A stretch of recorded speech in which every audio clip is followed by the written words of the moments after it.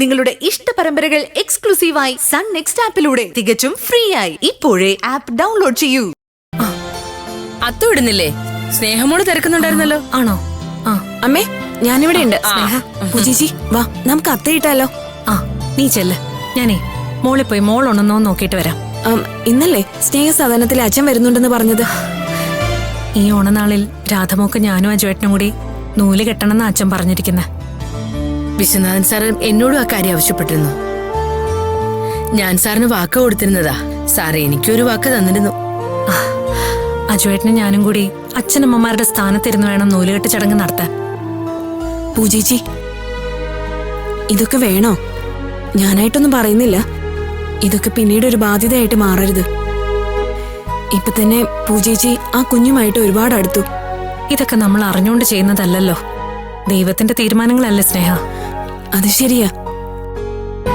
ഇതുപോലെ പലരുടെയും സ്നേഹത്തോടെയുള്ള പരിചരണം കിട്ടിയതുകൊണ്ടാ പൂജേച്ചിക്ക് ഇന്ന് ഇങ്ങനെയൊക്കെ ചിന്തിക്കാനും പ്രവർത്തിക്കാനും കഴിയുന്നത്.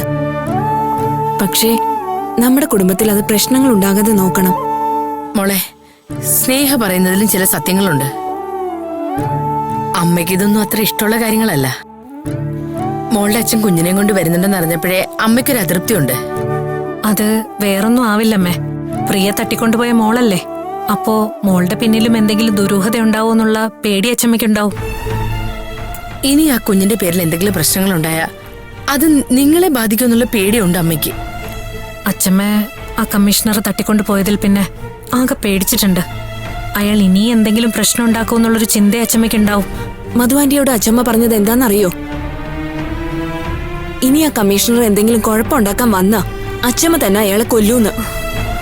അപ്പോ അത്രമാത്രം ദേഷ്യം അച്ഛമ്മയ്ക്ക് അയാളോട് ഉണ്ടെന്നല്ലേ? അത് പിന്നെ കാണാതിരിക്കും മോളെ. ഈ പ്രായത്തിനിടയിൽ ആദ്യമായിട്ടാ അമ്മയ്ക്ക് ഇതുപോലൊരു അനുഭവം ഉണ്ടാവുന്നത്. ഈശ്വര, ഇനിയെങ്കിലും നമ്മുടെ ജീവിതത്തിൽ ഇതുപോലൊരു ശകുനം മുടക്കി വരാതിരുന്നാ മതിയായിരുന്നു. ഹോ, പ്രിയ കാരണം ഇനി അനുഭവിക്കാൻ ബാക്കിയൊന്നുമില്ല. അമ്മേ, ഇതൊക്കെ നമ്മുടെ തലവിധിയാ. ഞാനൊന്ന് പോയി നോക്കിയിട്ട് വരാം. അജുവേട്ടനും മോളും എഴുന്നേറ്റോ നോക്കട്ടെ. പാവം പൂജമോള് ജനിച്ചു വീണ നാളെ മുതൽ അനുഭവിക്കാൻ തുടങ്ങിയതാ. ഇനിയെങ്കിലും സന്തോഷമുള്ളൊരു ജീവിതം കിട്ടിയാൽ മതിയായിരുന്നു. ഉറപ്പായും പൂജേച്ചി ഇനി സന്തോഷത്തോടെ ജീവിക്കും അമ്മേ.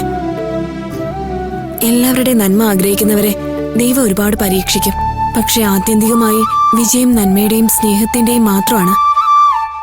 മനുഷ്യൻ തള്ളിക്കളയുന്നവരോട് ദൈവത്തിനൊരു പ്രത്യേക സ്നേഹമാ.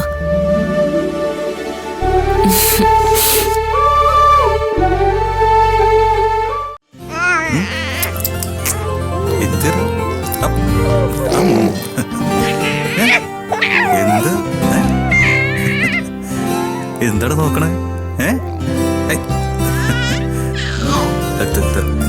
അജുവേട്ടാ, ഓ പോയി കുളിച്ചിട്ട് വാ. എന്നിട്ട് വേണം എനിക്ക് അത്തവിടാൻ പോവാൻ. താൻ പോയി അത്തവിട്. ഞാനും മോളും അപ്പോഴേക്കും കുളി കഴിഞ്ഞ് റെഡിയായി നിന്നോളാം. ശരി. എന്റെ വാവേ, ഞാനാ അന്ന് കുളിപ്പിച്ചൊരുക്കാൻ പോകുന്നത്. അറിയാലോ, അച്ഛൻ ഇപ്പൊ രാധമോളെയും കൂട്ടി വരും. രാധമോളുടെ നൂലുകെട്ട് ചടങ്ങ് നടത്താൻ. ശരിയാണല്ലോ, ഞാൻ ആ കാര്യങ്ങൾ മറന്നുപോയി. എന്നാലേ ഞാൻ മറന്നില്ല. രാധമോളുടെ നൂലുകെട്ട് അച്ഛനമ്മമാരുടെ സ്ഥാനത്ത് നിന്ന് നമ്മള് രണ്ടാളും കൂടെ നടത്താൻ പോവാ. പാവം ആ കുഞ്ഞെന്തറിയുന്നു അല്ലെ പൂജ? ചിലപ്പോ തന്നെ പോലെ തന്നെ ഏതെങ്കിലും വലിയ വീട്ടിൽ ജനിക്കേണ്ട കുഞ്ഞായിരിക്കും.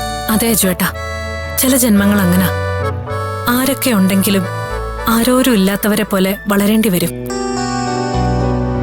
അത് ദൈവത്തിന്റെ മറ്റൊരു പരീക്ഷണം. ഇവിടെ ഞാൻ ദൈവത്തെ കുറ്റപ്പെടുത്തിയുള്ളൂ പൂജ. ഒന്നും അറിയാത്തൊരു പാവം കുഞ്ഞ് എന്ത് തെറ്റിയതിട്ട് ഇങ്ങനെ അനാഥമായി പോകുന്നത്? ദൈവത്തിന് ചോദ്യം ചെയ്യാൻ നമുക്കാർക്കും അവകാശമില്ല അജുവേട്ടാ. ഭഗവാൻ ശ്രീകൃഷ്ണന് പോലും ധാരാളം പ്രതിസന്ധികൾ നേരിടേണ്ടി വന്നിട്ടുണ്ട്. തന്റെ കയ്യിൽ എന്തിനും കൃത്യമായിട്ടുള്ള മറുപടി ഉണ്ടാവുമല്ലോ. എനിക്ക് എന്റെ അച്ഛൻ പകർന്നു തന്ന അറിവുകളാ ഇതൊക്കെ. അതെല്ലാം സത്യമാ. അല്ലാന്ന് ഞാൻ പറഞ്ഞില്ലല്ലോ. അല്ലെങ്കിലും അജുവേട്ടൻ ഇങ്ങനെ ഞാൻ പറയുന്നതല്ല എതിർക്കുകയും ചെയ്യും അംഗീകരിക്കുകയും ചെയ്യും. ജീവിച്ചു പോണ്ടേ? താൻ പോയിട്ട് വാ. എന്നിട്ട് വേണം എല്ലാവർക്കും ഓണക്കോടി കൊടുക്കാൻ. ഈ ഓണത്തിന് എല്ലാവർക്കും നമ്മുടെ കണക്കിന് ഓണക്കോടികൾ എന്നറിഞ്ഞതിന്റെ ത്രില്ലില എല്ലാവരും. ഈ ഓണം നമുക്ക് എല്ലാവർക്കും കൂടി സന്തോഷത്തോടു കൂടി ആഘോഷിക്കണം പൂജ. അല്ല, വിശ്വനാഥനച്ഛന് ഓണക്കോടി കൊടുക്കണ്ടേ? അതൊന്നും അച്ഛൻ വാങ്ങുന്നു തോന്നില്ല. സ്നേഹസദനത്തിലായിരുന്നാലും ഞങ്ങൾക്ക് എല്ലാവർക്കും അച്ഛൻ ഓണക്കോടി വാങ്ങിത്തരും. അച്ഛന് മാത്രം ഒന്നും വാങ്ങില്ല. ഇത്രയും നന്മയും സത്യസന്ധതയുള്ള ആ മനുഷ്യനെയാണല്ലോ ആ പ്രിയ വീണ്ടും ധർമ്മസങ്കടത്തിലാക്കിയിരിക്കുന്നത്. അതൊന്നും ജീവിതത്തെ മറക്കാൻ പറ്റില്ല ചേട്ടാ. ഒരു വശത്ത് വേദനയോടെയും മറുവശത്ത് സന്തോഷത്തോടെയും എന്നും ഓർത്തിരിക്കും. ഒരു വശം വിശ്വനച്ഛൻ ജയിലിൽ കിടന്നത്, മറുവശം ഞാൻ തന്റെ ജീവിതത്തിലേക്ക് വന്നത്. ആ ഇനിയേ താമസിപ്പിക്കണ്ട, താൻ പോയിട്ടോ ചെല്ല. ശരി. ദേ ഇന്നത്തെ ദിവസം നമുക്ക് ഗംഭീരാക്കണം. ആക്കല്ലോ. അവേ കുളിക്കാം, കുളിക്കാം.